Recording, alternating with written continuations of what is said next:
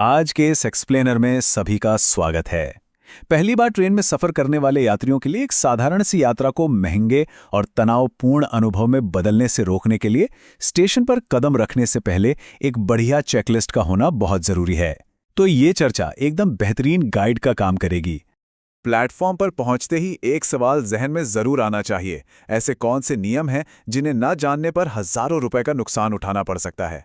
अक्सर लोग बिना सोचे समझे ट्रेन में चढ़ जाते हैं और उन्हें अंदाजा ही नहीं होता कि एक छोटी सी गलती कितना भारी जुर्माना लगा सकती है।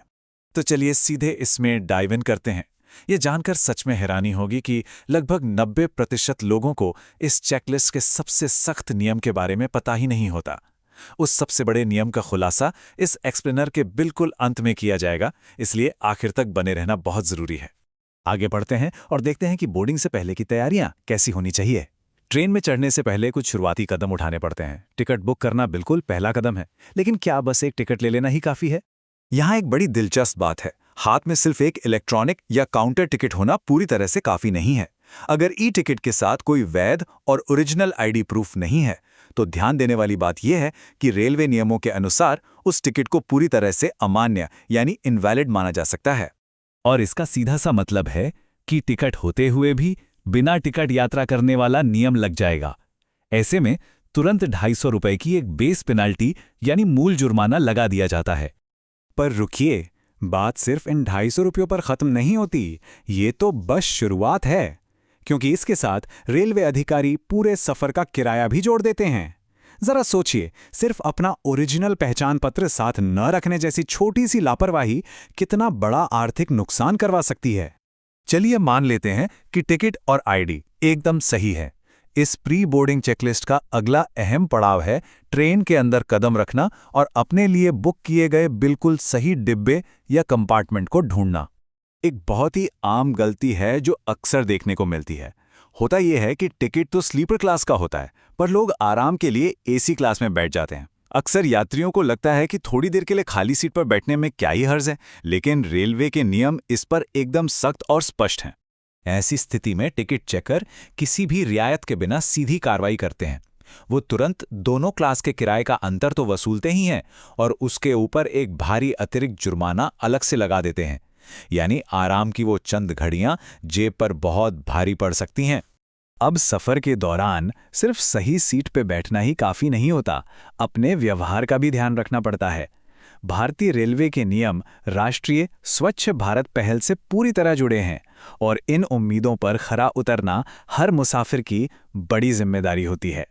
उन आम गलतियों को समझना जरूरी है जो अक्सर कुछ लोग अनजाने में या लापरवाही से कर बैठते हैं, जैसे कि ट्रेन के अंदर धूम्रपान करना, स्टेशन परिसर में धूम्रपान करना या फिर यहाँ वहाँ कूड़ा फैलाना। ये सभी चीजें सख्त मना हैं और पूरे रेलवे नेटवर्क में इनकी बेहद कड़ी निगरानी की जाती है। साफ सफाई और धूम्रपान से जुड़े इन बुनियादी नियमों को तोड़ने पर 100 रुपये से लेकर 500 रुपये तक का जुर्माना देना पड़ सकता है। स्टेशन और ट्रेन को साफ रखना सिर्फ एक नियम नहीं है, बल्कि एक बहुत अच्छी आदत भी है। और अब वक्त है इस चेकलिस्ट के सबसे बड़े बिंदु का, उस नियम का जिसके बारे में 90% लोग पूरी तरह से जागरूक नहीं होते और उसे अक्सर बहुत हल्के में ले लेते हैं। ये बात जुड़ी है ट्रेन की इमरजेंसी चेन से। इस पूरे क्रम को समझना बेहद जरूरी है।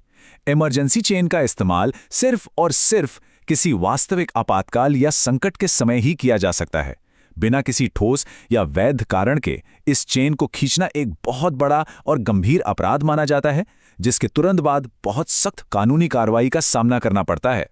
तो सबसे खास और ध्यान देने वाली बात यह है कि इस नियम को तोड़ने का अंजाम आखिर क्या हो सकता है। यह सच में कोई छोटी मोटी चेतावनी नहीं है। इसका नतीजा सीधे 1000 रुपये का जुर्माना या फिर असल में जेल की सजा हो सकती है। ये इस पूरी चेकलिस्ट में याद रखने वाली सबसे जरूरी और सबसे गंभीर बात है। तो आइए पहली बार यात्रा करने वालों के लिए इस प्री बोर्डिंग चेकलिस्ट को एकदम तेजी से दोहरा लेते हैं। यात्रा के दौरान ई टिकट के साथ ओरिजिनल आईडी हमेशा होनी चाहिए। हमेशा एक वैध टिकट के साथ ही यात्रा करनी चाहिए। जो क्लास बुक की है सिर्फ उसी में बैठना चाहिए। स्वच्छता नियमों का पालन करना चाहिए और सबसे अहम बात, कभी भी बिना सख्त जरूरत के इमरजेंसी चेन को हाथ नहीं लगाना चाहिए। इस एक्सप्लेनर के अंत में सोचने के लिए एक बहुत ही गहरा सवाल सामने आता है। क्या अगली ट्रेन यात्रा शुरू करने से पहले सच में पूरी तैयारी हो चुकी है?